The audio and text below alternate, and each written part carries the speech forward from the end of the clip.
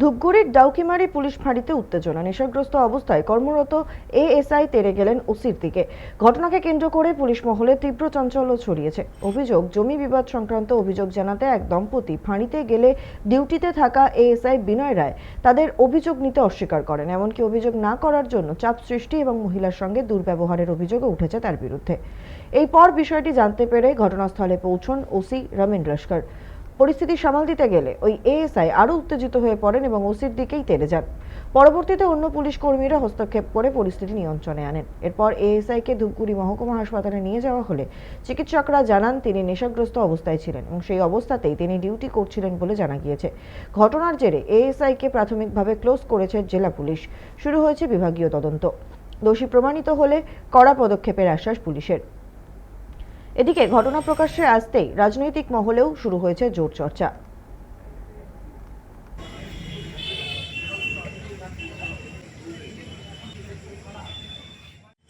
পরিষ্কার প্রশাসন স্বচ্ছতার সাথে চলবে।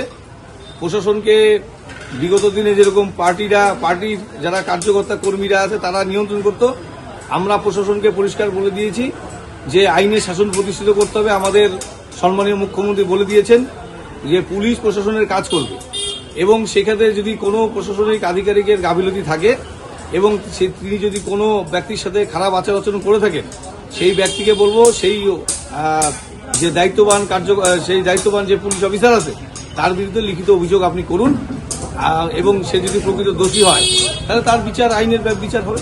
কমপ্লেনার হিসেবে বাজে ব্যবহার করছে, একটু ধমক দিছি। হ্যাঁ, তারপর ও একটু ফিউরিয়াস হয়ে গেছে, একটু নেশা এত করছে, আমি তো জানতাম না যে ফ্যামিলি টেনশন ওর। হ্যাঁ, এটাই তার ওকে ক্লোজ করে দেওয়া হয়েছে, আর কিছু না। খাইতে গেছিলাম রুমে, আচ্ছা। খাওয়া দাওয়া করছিল, তখন ফোন আসলো। আর কিছু না, একটা কমপ্লেনার আসছিল তো হুম, একটু খাইয়া ছিল, এত খাইছে মানে হুশি নেই ওর। আচ্ছা। পরে জানতে পারলাম অনেক ফ্যামিলি টেনশন ছিল। হ্যাঁ, ফ্যামিলির সঙ্গে কি অশান্তি হয়েছে, একটু মদ খাইছিল প্রচুর। হ্যাঁ, আর মদ খাইলেও